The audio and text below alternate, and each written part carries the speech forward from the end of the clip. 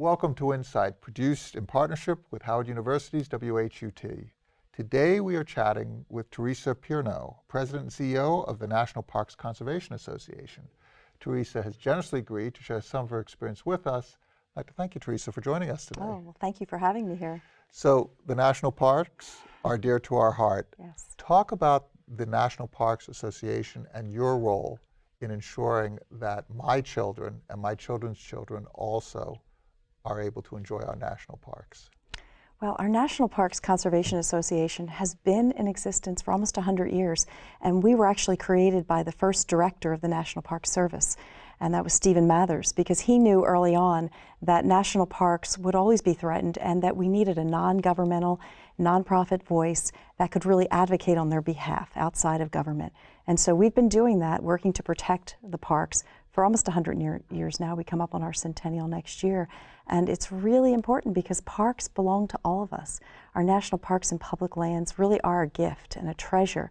And we have a short opportunity to protect them while we're here and then pass them on to our children and grandchildren and make sure that they are still protected and there for the future. So it's really important that we do our job while we're assigned to do that. Yeah. How important are our natural lands and the preservation of our natural lands to American identity? Oh, it's critically important. And of course, many of our national parks are beautiful natural resource lands, some of the most spectacular lands that we have in the country, where we also have a lot of our wildlife. And it really is kind of the last great lands.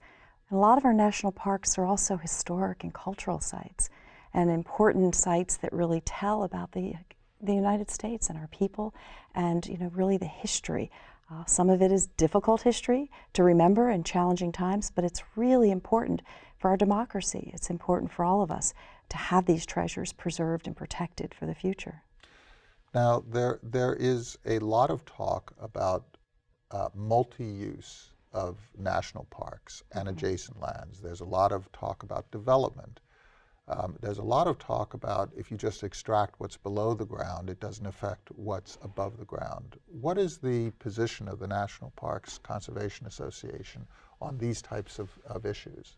Well, it's really a good question because it's really been one of the challenges, particularly with this administration and the threats with oil and gas and extraction. We've worked really hard to make sure that there's a balance. And so, of course, we're going to have oil and gas in some areas on our public lands, but if you do appropriate planning and you look for areas where it makes sense, but there have to be areas where it's off limits. And our national parks have to be off limits. It's really critical. In fact, if you go to the Grand Canyon now and you look out at the views, or Canyonlands National Park in Utah, you can see for miles unobstructed views. That's what we're trying to continue to protect. Think about how that might differ if you have, uranium mining or oil and gas structures and the kind of infrastructure that takes place when you have that kind of development intensified right on the edge of these incredible, magnificent treasures. Would they still be treasures? And in fact, there's one site that has really been the poster child for what we need not to do, and that's Theodore Roosevelt National Park. And so sadly, Theodore Roosevelt, who was such a champion for our national parks, here is a site where oil and gas is right up to its borders, and you can see it right from inside the park, and the impact is enormous. So it's the impact on the wildlife, the view shed. The real experience of protecting that wilderness is more than just protecting a postage stamp. You have to really look at that ecosystem. I was just at Harriet Tubman Visitation Center in Cambridge, Maryland, and it's an amazing experience. And I had my grandchildren with me, and to be able to walk through that and have them understand and learn and just what an amazing human being, and being able to honor and remember those stories so that we can continue to share them and learn from them, and so that we don't repeat some of those mistakes of the past is really critical. And so parks are really a part of all of us, and it's up to all of us to work to protect them. And so we do everything we can through using our tools like our legal tools. And I didn't mention, but sometimes we have to take legal action. Sometimes we have to sue Department of Interior or other aspects of government when they are doing things that are harming our national parks. And so we're not afraid to take the action that's necessary. Well, let's talk about that. You are an advocate. Yes. You do not have a neutral position on whether the parks are valuable American assets. and you do not have a neutral position on how those parks ought to be stewarded. Talk about how that interacts, for example, with the positions that you take on the legal side. Well, I mean, I take personally very serious our historic role and the work that we've done over the years to protect our national parks.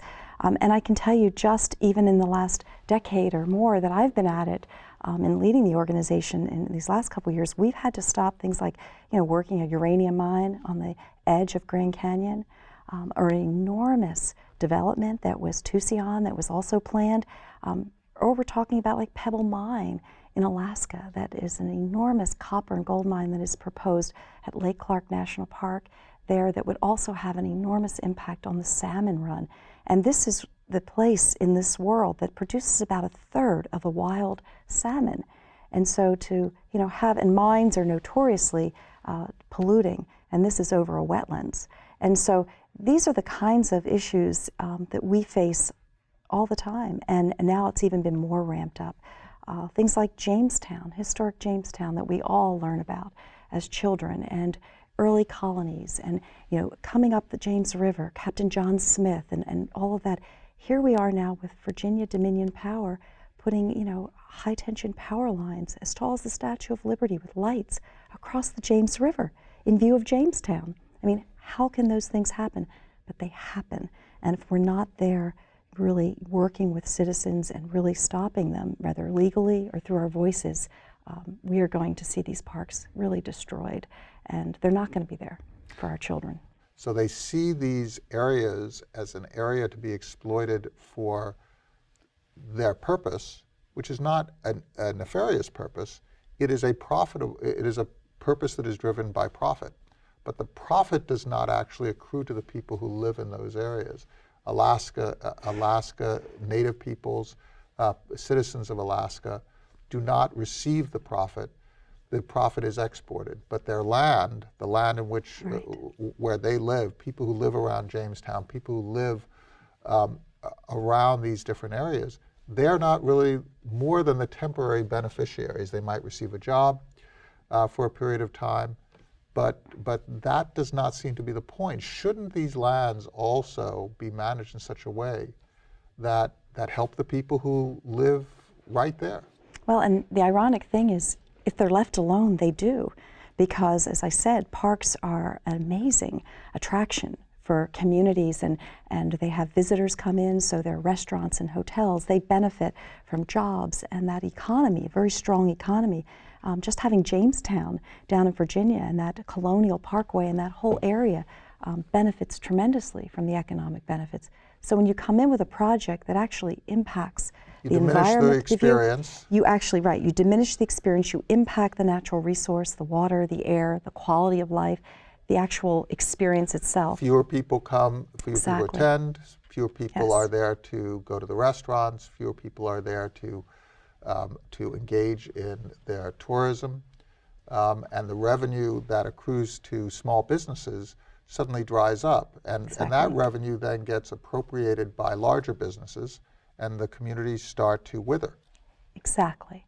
And so communities recognize the importance of parks, and they work very hard with us, and they're our partners on the ground helping to protect these places. But many times these decisions are made at a different level, and they're much further away from the actual place. And that's why I think that parks, because it's a system, and because they are so well respected and beloved by Americans and by all of us, really, I mean, so that they really have the potential to be protected more than anything. And I think that's why it's important for young people to visit, to have those connections and experiences, to know what's at stake, to understand what can be lost if we don't go down the road of protection. And so I think for the National Park Conservation Association, we don't have a difficult time deciding, what it is that we do every day. We know what we need to do, and we've seen these threats. They come back, they repeat, because anytime money is involved, and a lot of money, from some of the extraction and some of these different industries, they're going to keep trying, and they're going to keep trying to make it happen. And it's up to all of us to continue to be vigilant and continue that fight for our national parks. Environmental conservation and the movement has very often been been criticized as being a bunch of white folks, not from a particular area, deciding that this is how things should be. Talk about your efforts to engage others, people who are of African American descent, Hispanic, Latino citizens, and members of different communities to ensure that your movement also reflects the rich fabric of America. Absolutely critical. And in fact, we undertook many years ago, and we really were able to focus in this last administration, the fact that if you want everybody, right, to be connected and love our national parks and public lands, well, then they have to see their stories, right, being told and honored within this system.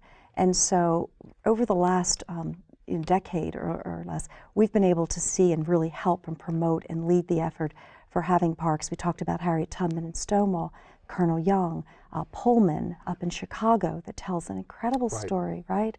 So all of those kinds of, and then places like Manzanar that tell the internment issue and really highlight that.